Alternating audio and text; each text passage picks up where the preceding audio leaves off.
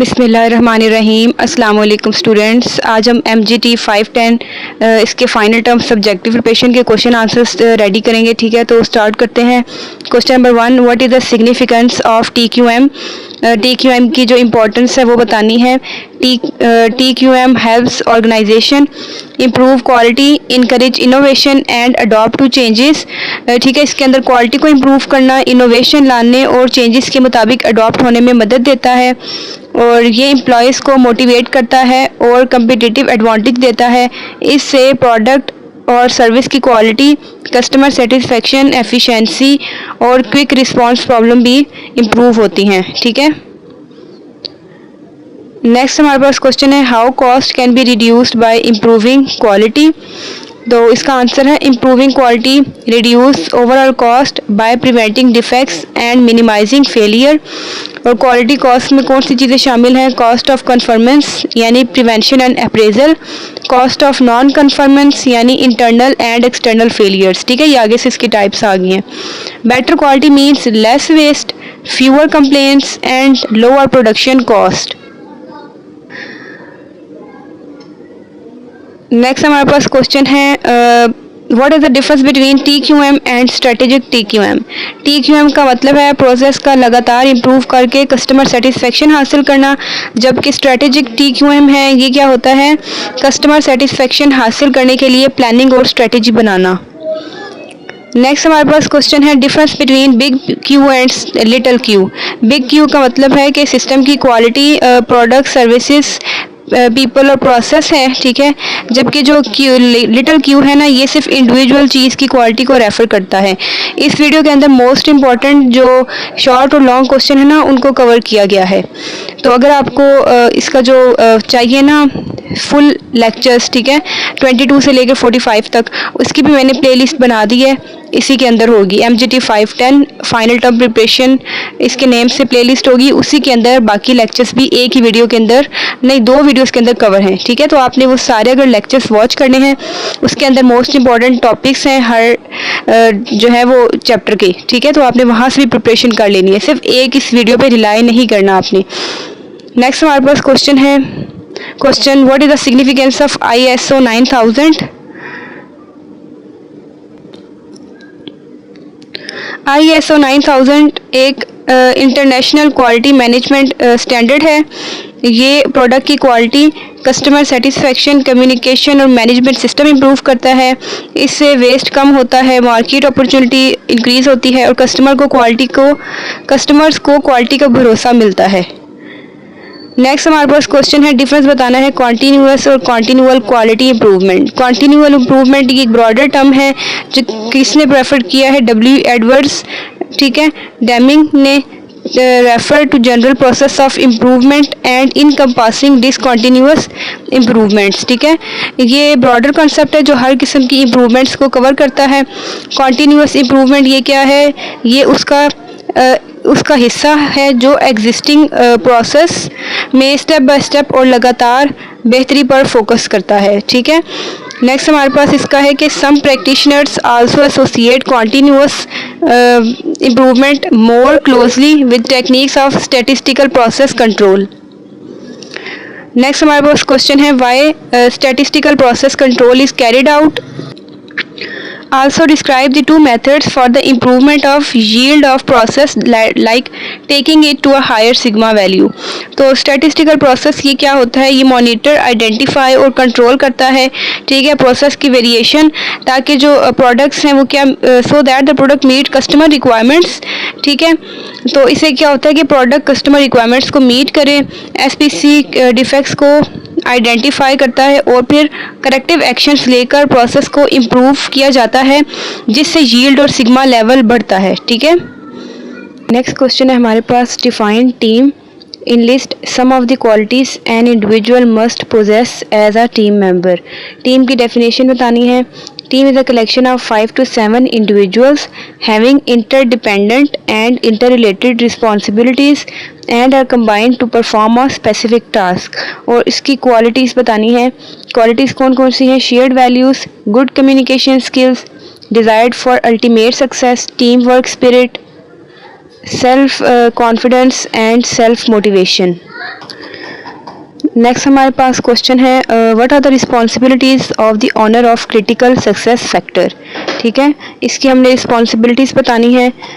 सो critical success factor का owner responsible होता है कि असाइन फैक्टर, ठीक है, असाइन फैक्टर्स को टाइम और कॉस्ट के अंदर सक्सेसफुली कंप्लीट करे। उसे ऑर्गेनाइजेशन के गोल्स, टीम वर्क और दूसरी एक्टिविटीज़ के साथ कोऑर्डिनेशन को भी इंश्योर करना होता है। नेक्स्ट हमारे पास क्वेश्चन है justify the statement all strategic decisions made by company are customer driven. ठीक है, इसको जस्टिफाई करना है। तो इसमें है कि कंपनीज अपने स्ट्रेटेजिक डिसीजंस कस्टमर की नीड्स और मार्केट डिमांड को समझ कर लेती हैं। कस्टमर की पसंद और एक्सपेक्टेशंस बिजनेस प्लानिंग को गाइड करती हैं, इसलिए तमाम स्ट्रेटेजिक डिसीजंस कस्टमर ड्रिवन होते हैं। नेक्स्ट हमारे पास क्वेश्चन है TQM is an organization wide effort, how would you illustrate the role of middle management as far as the implementation of quality strategy is concerned. So इसमें है कि middle management top management और employees के दरमियान bridge का काम करती है। ये क्वालिटी गोल्स को शॉर्ट टर्म ऑब्जेक्टिव्स में कन्वर्ट करती है, एम्प्लॉयज़ को गाइड और मोटिवेट करती है और परफॉर्मेंस की रिपोर्ट टॉप मैनेजमेंट को देती है। ठीक है,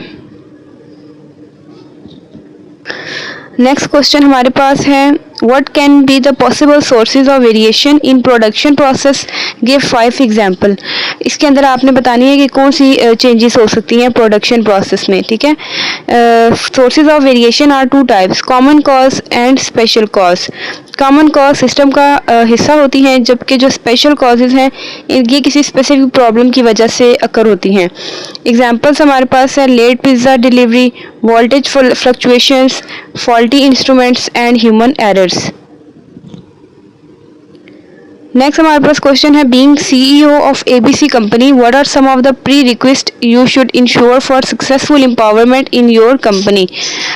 एम्प्लॉयज़ को एम्पावर करने से पहले CEO को इंश्योर करना चाहिए कि उन्हें ऑर्गेनाइजेशन के गोल्स का समझ हो, वो रिस्पॉन्सिबल, कॉन्फिडेंट और कमिटेड हों, उनके पास एथिकल बिहेवियर, ज़रूरी स्किल्स और प्रॉपर ट्रेनिंग भी होनी चाहिए।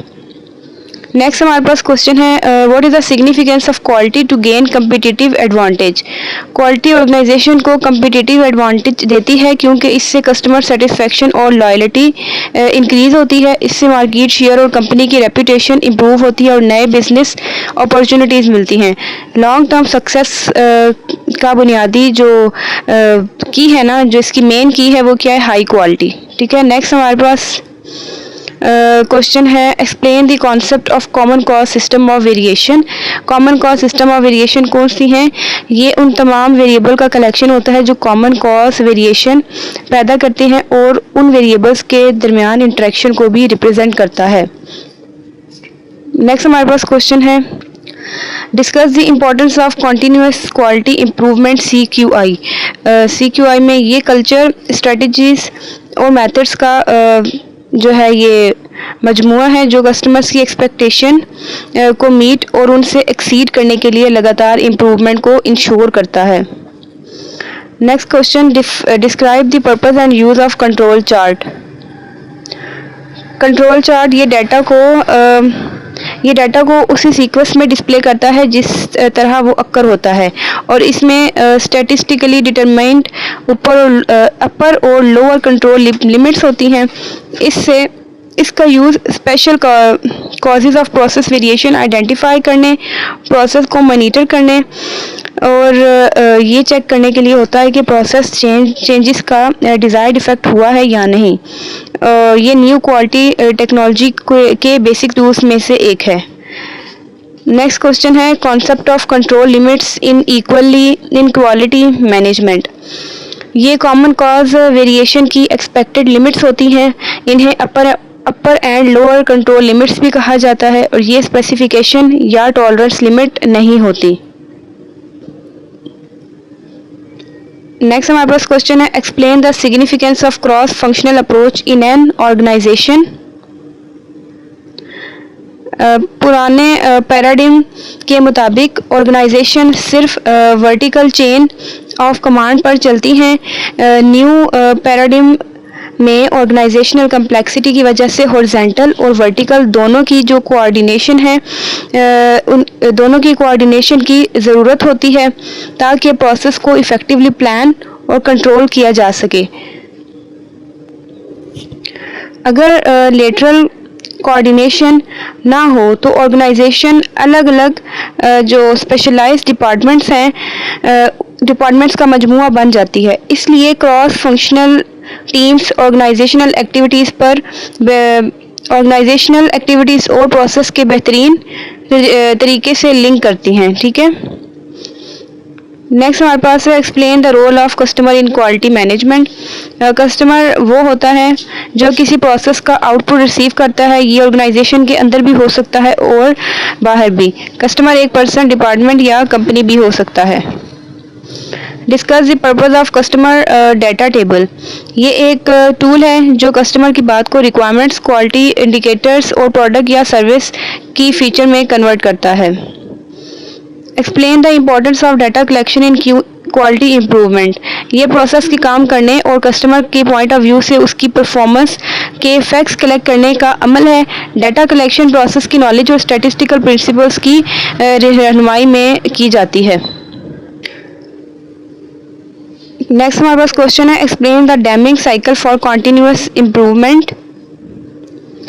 Damming cycle for continuous improvement is a visualization of CQI process. ठीक है, CQI प्रोसेस को विजुअलाइज करता है और इसमें plan, do, check, act PDCA के 4 स्टेप होते हैं। इस साइकिल को पहले डॉक्टर वॉल्टर ए श्यूहर्ट ने डेवलप किया, जबकि जापान में इसे डॉक्टर W एडवर्ड्स डेमिंग ने जो है वो पॉपुलर बनाया। नेक्स्ट हमारे पास क्वेश्चन है discuss the significance of Deming's 14 principle quality management. ये डेमिंग की फिलॉसफी की बुनियाद है। इसमें लीडरशिप, मैनेजमेंट थ्योरी और स्टैटिस्टिकल कॉन्सेप्ट का कम्बिनेशन है जो मैनेजमेंट की रिस्पॉन्सिबिलिटीज़ को हाईलाइट करता है और एम्प्लॉयज़ की कैपेबिलिटी को इम्प्रूव करता है। Next question explain the European foundation for quality management excellence model. EFQM का मतलब European foundation for quality management excellence model है। ये पहला फ्रेमवर्क था जिसने बिजनेस रिजल्ट्स को इंक्लूड किया और पूरे बिजनेस मॉडल को रिप्रेजेंट किया। बाल्ड्रेज मॉडल की तरह EFQM भी मानता है कि बेहतर परफॉर्मेंस तभी हासिल होती है जब प्रोसेस को इम्प्रूव किया जाए और एम्प्लॉयज़ को एक्टिवली इन्वॉल्व किया जाए। Next question explain the role of key process variable in process improvement. ये जितने भी आपको मैं क्वेश्चन करवा रही हूँ सारे बहुत ही इंपॉर्टेंट है, आपने बिल्कुल भी स्किप नहीं करना। ठीक है, key process area a component of process that has a cause and effect relationship of sufficient magnitude with key quality and characteristics such that manipulation and control of KPV will reduce variation and change its level। ठीक है, discuss the importance of की quality characteristics इन quality management. ये सबसे important quality characteristic होती हैं। इन्हें customer की knowledge और प्रोसेस की नॉलेज को मिलाकर डिफाइन किया जाता है। KQCs को मैयर किया जाता है ताकि प्रोसेस की एक्चुअल परफॉर्मेंस को समझा जा सके। Explain the purpose of a meeting process in team work. इसमें पर्पस बताना है आपने। Define method for conducting meeting includes, इसके अंदर कौन सी चीज़ें शामिल हैं। Specific roles and responsibilities for team leader, recorder, time keeper, team member and a facilitator और एडवाइज़र। और स्टेप्स कौन से हैं। Clarify the objective, review roles, review agenda, work through agenda items, review meeting record, plan next steps and next meeting and evaluation. ठीक है, next question explain the concept of paradigm shift in an organization. ये वो वक्त होता है जब किसी scene या डिसिप्लिन की बुनियादी नॉलेज या स्ट्रक्चर इतना बदल जाता है कि उससे मुतल्लिक लोगों के बिलीव्स और बिहेवियर भी चेंज हो जाते हैं। नेक्स्ट क्वेश्चन है discuss the importance of Pareto chart in quality improvement. Pareto chart क्या होता है। Bar graph used to arrange information in such a way that priorities for process improvement can be established. It displays the relative importance of data and it is used to direct effort to the biggest improvement opportunity by highlighting the vital few in contrast to many others। यानी ये एक bar graph है जो information को इस तरह arrange करता है कि प्रोसेस इंप्रूवमेंट की प्रायोरिटी सेट की जा सके। ये डाटा की रिलेटिव इंपॉर्टेंस को शो करता है और सबसे इम्पोर्टेंट प्रॉब्लम्स को हाईलाइट करता है। Next question, explain the purpose of Penney matrix in decision making. ये ऑप्शंस को प्रायोरिटी देने का एक तरीका है जहां रेटर्स अपनी पेनीज मुख्तलिफ ऑप्शंस पर सेंड करते हैं। जिस ऑप्शन पर ज़्यादा पेनीज स्पेंड होती हैं उसकी प्रायोरिटी और रैंकिंग ज़्यादा होती है। ठीक है। Explain the role of process decision program chart in quality planning, a tool for improving implementing through contingency planning। By considering what could go wrong, plans for prevention of problems are generated। Next question, discuss the importance of process improvement in QM। ये process के हर पहलू को समझने और उस knowledge को use करके variation और कम्प्लेक्सिटी को कम करने का लगातार अमल है। ठीक है। CQI, कस्टमर की क्वालिटी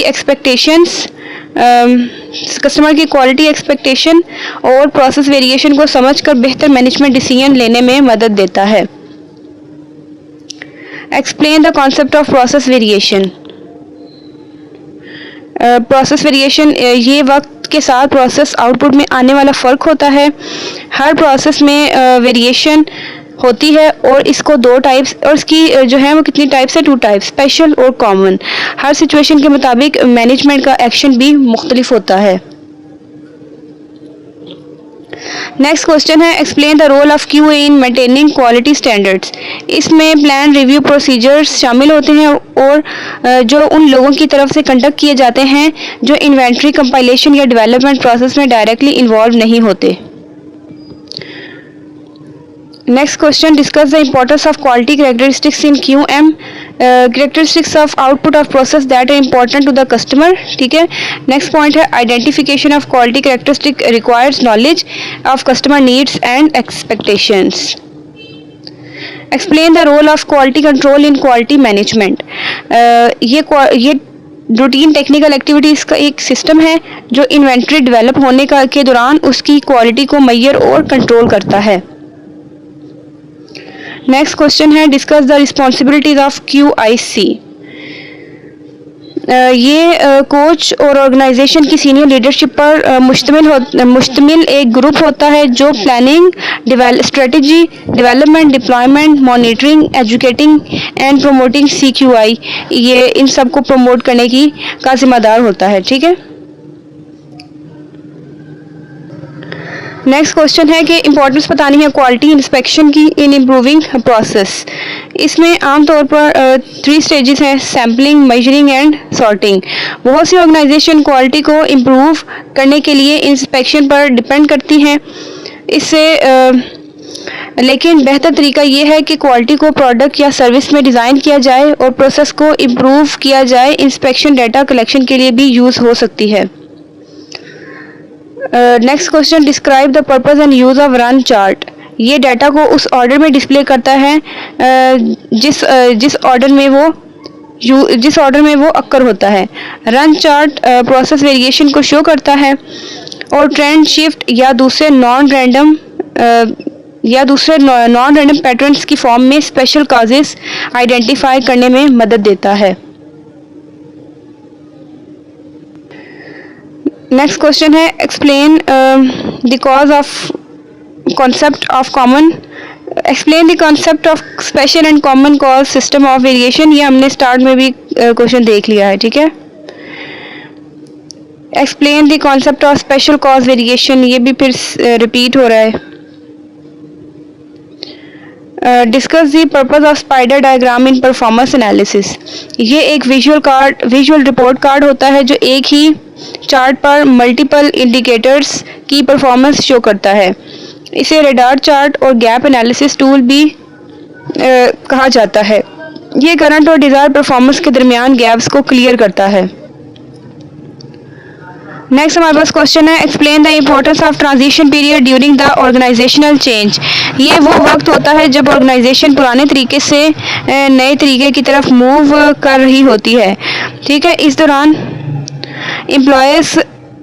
एम्प्लॉयज़ के एटीट्यूड और बिहेवियर्स एक्साइटेड होने से लेकर कंफ्यूज्ड और रेजिस्टेंस होने तक हो सकते हैं। चेंजेस के लिए सपोर्ट बढ़ता है, नए लीडर्स सामने आते हैं और रोल्स की कंफ्यूजन कम होती है। Explain the use of tree diagram in planning and problem solving. ये एक टूल है जो किसी जनरल आइडिया या पर्पस चेंज को स्पेसिफिक कॉन्सेप्ट और एक्शंस में कन्वर्ट करता है। इसका यूज गोल्स और सब गोल्स को अचीव करने के लिए, रिक्वायर्ड टास्क और पाथ को डिटेल में प्लान करने के लिए होता है। सो स्टूडेंट्स, यहाँ तक हमारे सारे जो क्वेश्चन आंसर्स हैं वो कंप्लीट हो गए हैं फाइनल टर्म के मोस्ट इम्पॉर्टेंट। तो आपने वीडियो को फुल वॉच करना है और आपने ना साथ में इसके मैंने एक और भी प्लेलिस्ट बनाई हुई है, उसको भी आपने लाजमी वॉच करना है। बल्कि इसी के अंदर मैं ऐड कर दूँगी जो 2 लेक्चर्स थे, इसके पार्ट 1 पार्ट 2, ठीक है, जिसके अंदर मैंने 45 लेक्चर तक मोस्ट इंपॉर्टेंट जो टॉपिक्स हैं ना उनको डिस्क्राइब किया हुआ है। तो काइंडली आप जस्ट इस एक वीडियो पर रिलाई मत करें, आप जो है इसके 22 लेक्चर से लेकर 45 तक मोस्ट इंपॉर्टेंट जो क्वेश्चन हैं ना उनको भी याद करें। ठीक है, सिर्फ आपने इस पे रिलाई नहीं करना। तो काइंडली चैनल को मत सब्सक्राइब किया करें। ठीक है, थैंक्स फॉर वॉचिंग।